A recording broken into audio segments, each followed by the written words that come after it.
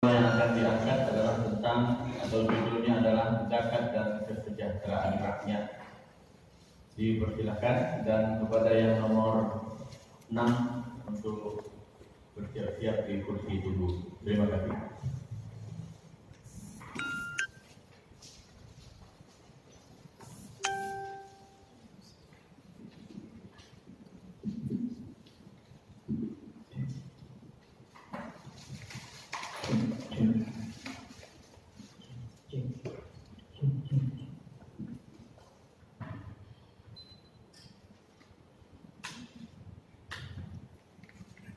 Assalamualaikum warahmatullahi wabarakatuh.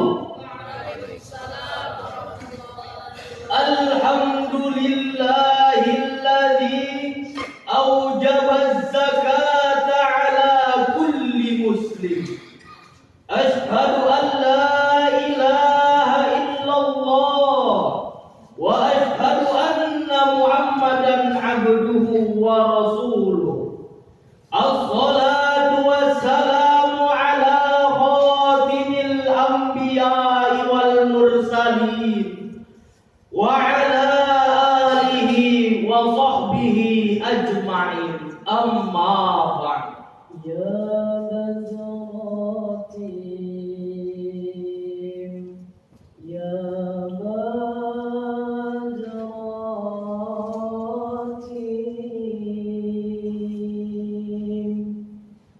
min hazakul akamali,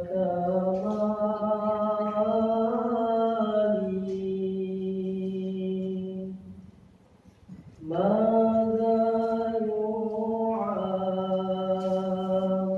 mada yu'am,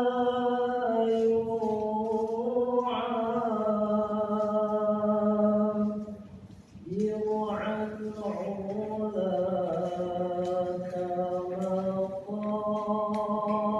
maqali. Majelis hakim yang adil lagi bijaksana, hadirin wal hadirat yang berbahagia. Dr. Ismail Rajai Al-Faruqi, Direktur Lembaga Pengkajian Islam Internasional, dalam artikelnya berjudul The Islamic Perspective mengatakan, kemiskinan, kebodohan, dan keterbelakangan merupakan 3 permasalahan besar yang saat ini dihadapi oleh hampir seluruh negara berkembang, termasuk Indonesia. Namun dari ketiganya, kemiskinanlah yang paling berbahaya. Kemiskinan adalah di antara penyebab kebodohan.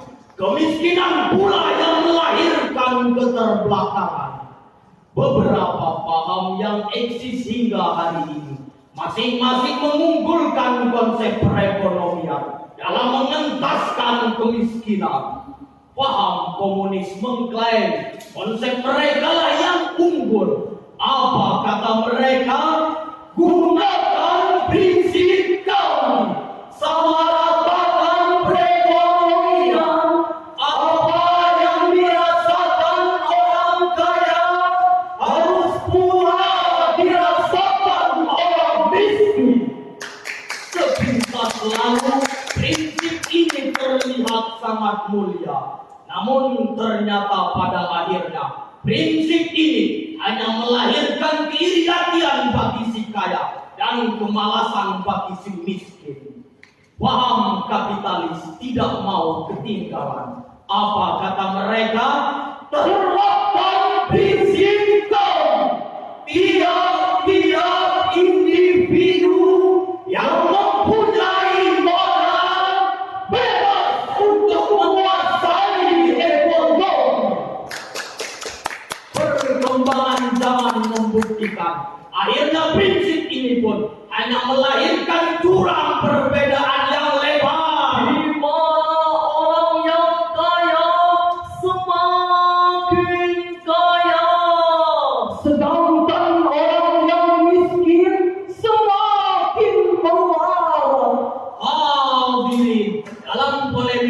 tersebut muncul konsep Islam dengan prinsip keseimbangan dalam pendistribusian harta agar kesejahteraan tidak hanya berkulir pada lingkaran orang kaya saja, tapi harta kekayaan yang Allah titipkan pada si kaya dapat pula dinikmati dan dirasakan oleh para kaum duafa.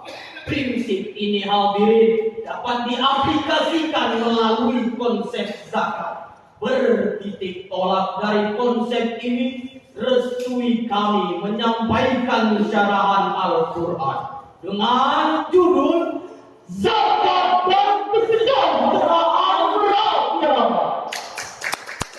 Sejenak, marilah kita nikmati dan kita renungkan firman Allah di dalam Al-Quran, surat At-Taubah ayat 103 yang berbunyi,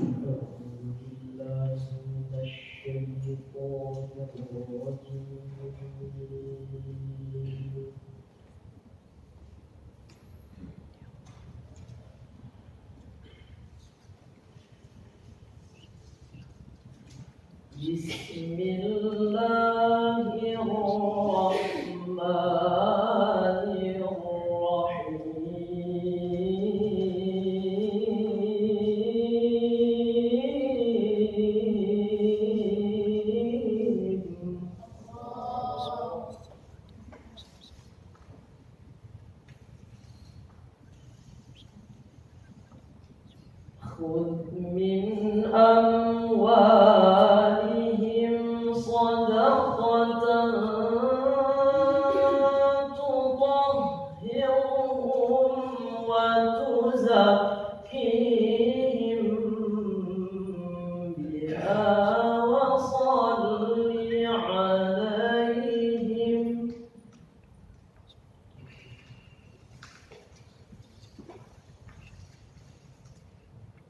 إن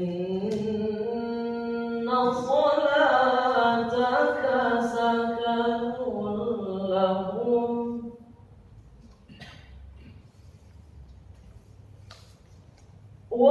والله سميع عليم.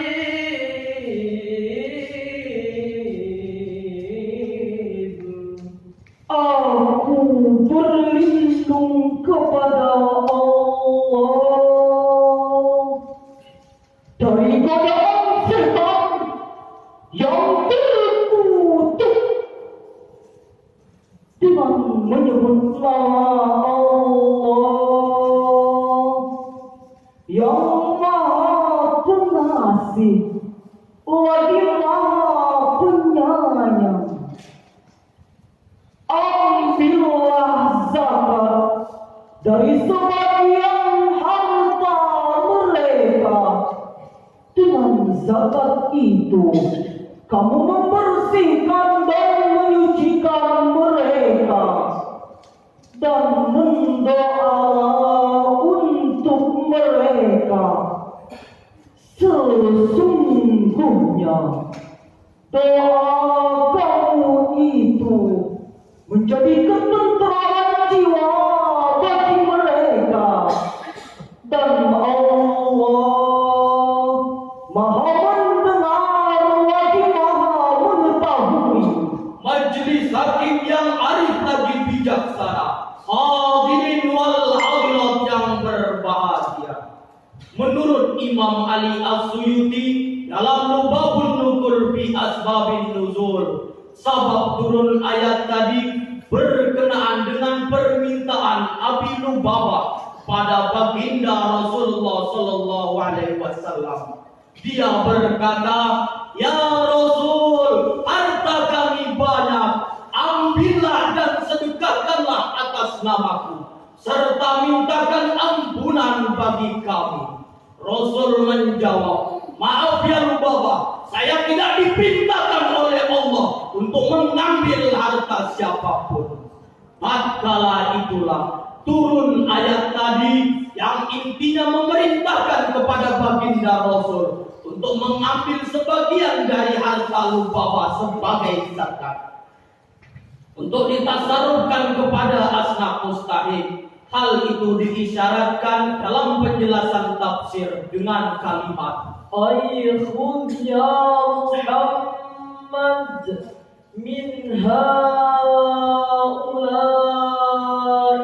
ladzina i'tarafu bidunubihim sadaqah, yakni ambillah zakat dari harta mereka yang berbuat dosa-dosa sebagai sedekah.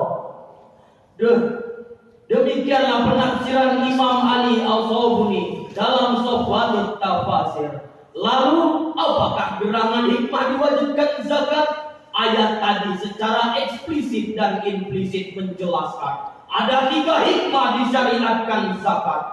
Pertama, untuk membersihkan harta. Hadirin, harta yang kita dapat semuanya bukan hak kita, bukan milik kita. Ada hak fakir miskin yang setiap saat berharap ada rezeki di hari itu. Ada hak orang-orang yang terkapar di pinggir jalan. Ada hak orang-orang yang tidur di kolong jembatan. Ada hak orang-orang yang merintih menahan sakit karena kelaparan. Ada pula hak orang-orang yang setiap waktu merasakan pahit kecilnya hidup di bawah garis kemiskinan. Ini adalah hak kami, hak anak-anak ibu berdiri yang terlupakan dan terpinggirkan. Kedua, untuk menyucikan jiwa dari berbagai penyakit batin yang tercela seperti kikir. Ketiga, untuk menciptakan ketenangan dan keharmonisan dalam kehidupan. Dengan demikian hadirin, jika orang kaya sudah mau berbagi rezeki atau penghasilan, konglomerat mau membayar zakat, para pejabat peduli nasib rakyat, akan lahirlah tatanan kehidupan yang aman, nyaman, tentram, dan harmonis. Sebaliknya, jika orang kaya enggan bersedekah, konglomerat pintar berzakat, para pejabat tidak peduli nasib rakyat, maka akan lahirlah kesenjangan dan kecemburuan sosial antara orang kaya dan orang miskin. Akibat kesenjangan dan kecemburuan sosial tersebut akan memicu maraknya tindak kriminal, bahkan pembunuhan terhadap orang-orang kaya.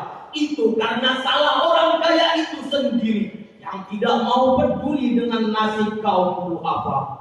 Padahal Rasulullah SAW mengancam seperti yang termaktub dalam Al-Adab Al-Mufrad halaman 112 yang berbunyi, Laisal mu'min alladhi yashba' wajahuhu ja'i'un ila jambi. Bukan termasuk orang mukmin orang yang hidupnya kenyang sendirian, sementara tetangganya hidup dalam kelaparan. Rawahul Bukhari. Dengan demikian, orang kaya yang tidak peduli dengan nasib kaum duafa, konglomerat yang acuh terhadap kaum melarat, para pejabat yang a priori terhadap nasib rakyat, bukan saja mencerminkan orang jahat, tapi juga mencerminkan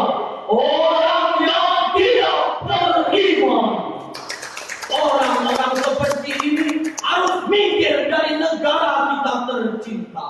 Sebab negara kita Indonesia akan jaya apabila dipimpin oleh orang-orang yang peduli dengan nasib kaum duafa. Saudaraku, timbul pertanyaan, Kepada siapa zakat harus diberikan? Sebagai jawabannya, mari kita renungkan firman Allah di dalam Al-Quran surat At-Taubah ayat 60 yang berbunyi, Innamas sadaqatu lil fuqara'i wal masakin wal 'amilina 'alaiha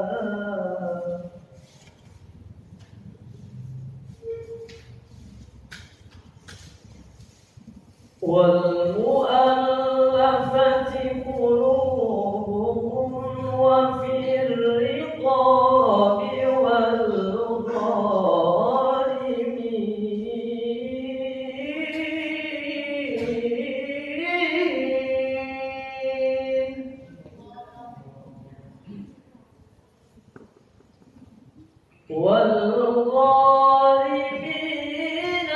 وفي سبيل الله وابن السبيل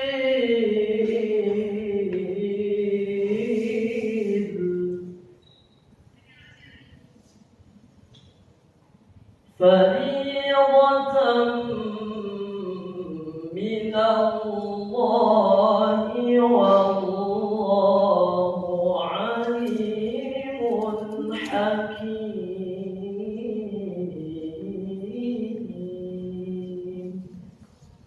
صدق الله العظيم.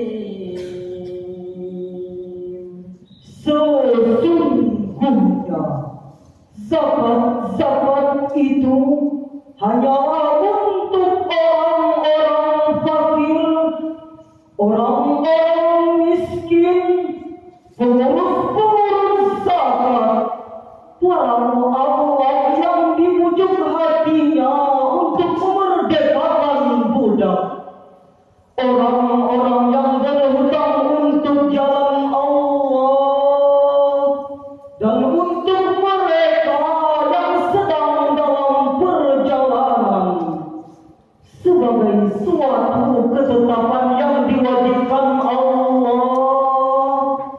Dan Allah Maha mengetahui lagi Maha bijaksana, Maha benar Allah dengan segala firman-Nya. Majelis hakim yang mulia, hadirin wal hadirat yang berbahagia. Dari pembahasan kami di atas dapat kami simpulkan sebagai berikut. Pertama, suatu bangsa akan sejahtera apabila rakyatnya saling menderma.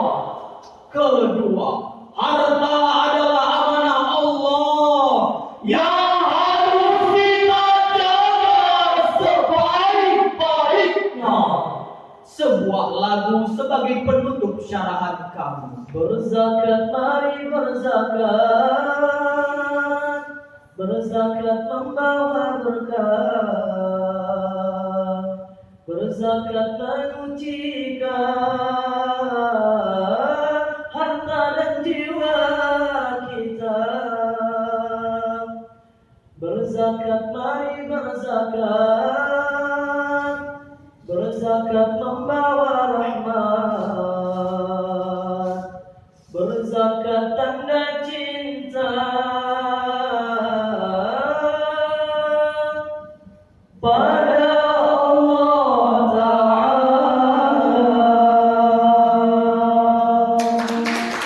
Demikianlah yang dapat kami sampaikan.